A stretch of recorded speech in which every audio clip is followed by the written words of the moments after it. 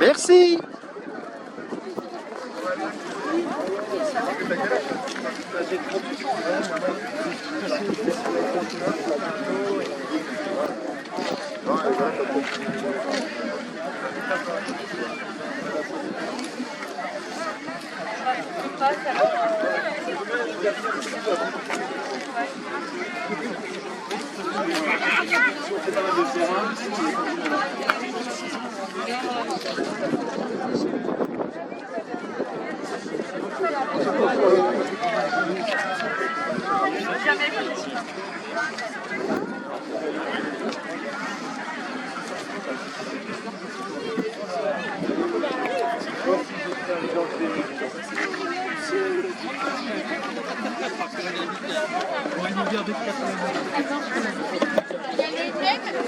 Le turquoise, ça va?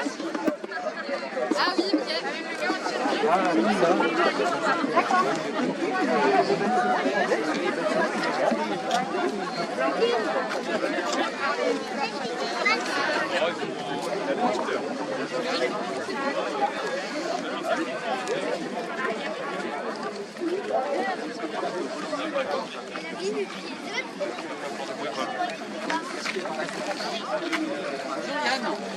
Salut.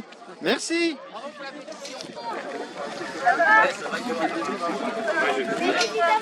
Un message pour Monsieur Joncourt, il n'est pas venu, mais je sais que tu peux te prendre un avocat tout jour pour venir chez toi.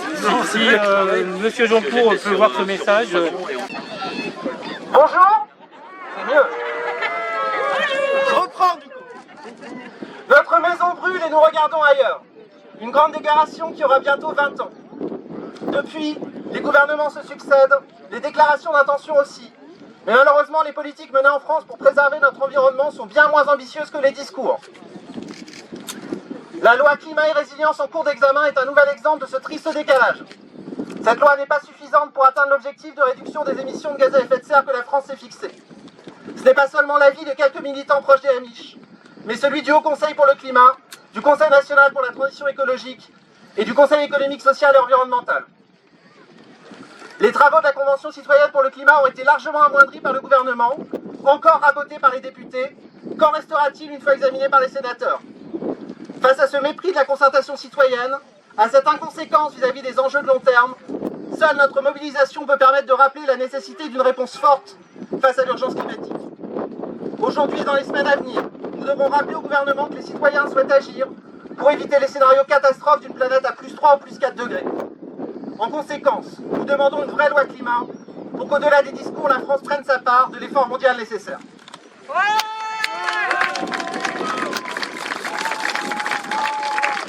Devant l'absence de réponse au niveau national, nous appelons les collectivités locales à s'emparer pleinement de la question de l'urgence climatique.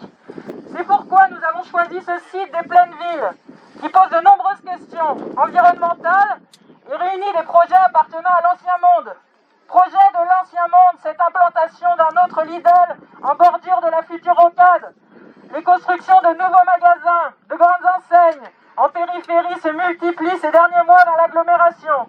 Ici, à Langueux, à Plaintel, ce n'est pas avec ce modèle que nous allons pouvoir développer le commerce de proximité, les circuits courts ou la transition agricole, revoir nos modes de consommation.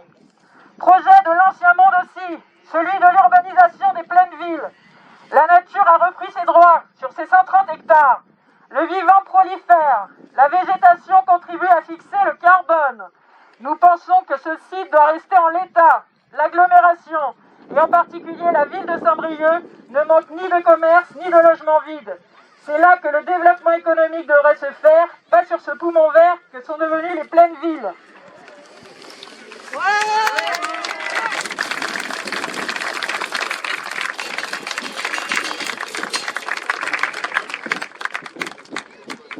Cette rocade sur laquelle nous nous tenons est un projet de l'ancien monde. Les seules voitures individuelles sont responsables de plus de 15% des émissions de gaz à effet de serre.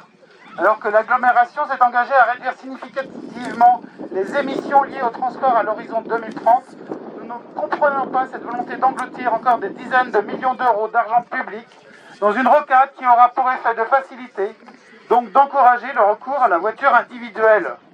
Mais tenez encore, construire à grands frais d'autres ponts qui défigureront la vallée, voir surgir d'autres zones commerciales. Nous proposons à l'agglomération et au département d'investir dans les mobilités actives, sur le prix et les transports publics, dans les lignes ferroviaires et le covoiturage.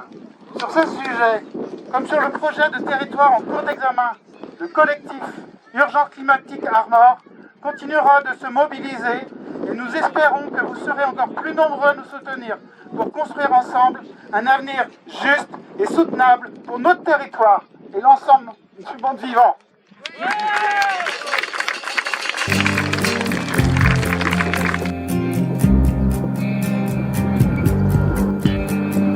Finiront-ils par débouler avec leur bulldozer? Finiront-ils par décimer ce bois qui m'est cher?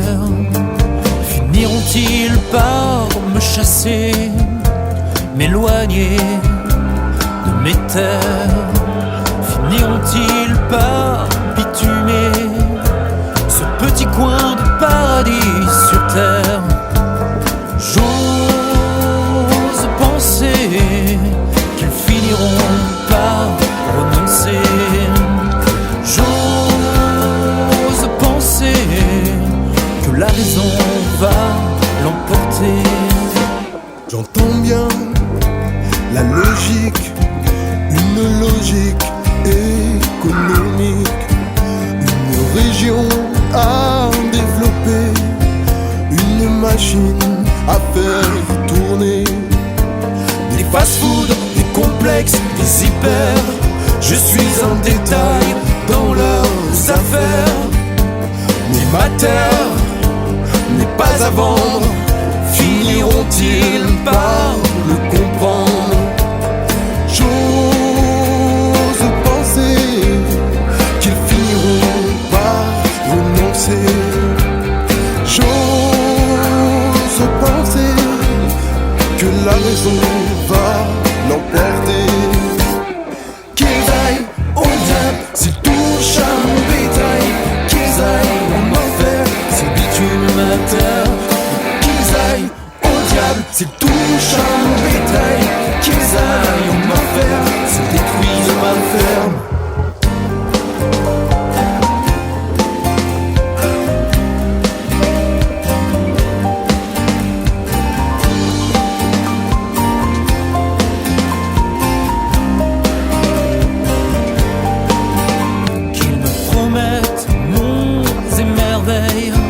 Pas de quartier résidentiel. Voulez-vous que j'aille au diable leur zone commerciale? Finiront-ils par m'exproprier? Finiront-ils par me jeter?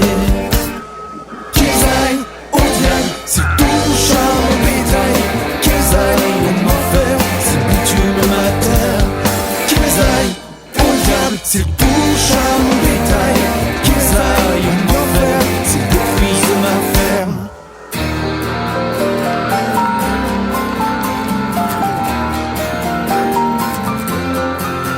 Et si demain sur nos terres, des cathédrales de verre, du bitume, du béton, on aura l'air un peu con, on ira ailleurs, oui, semer ailleurs, loin d'ici.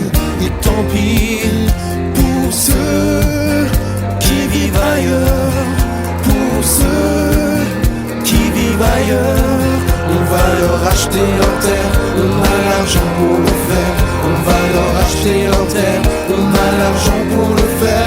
On va leur acheter leur terre, on a l'argent pour le faire. On va leur acheter leur terre, on a l'argent pour le faire. On va leur acheter leur terre, on a l'argent pour le faire. On va leur acheter leur terre.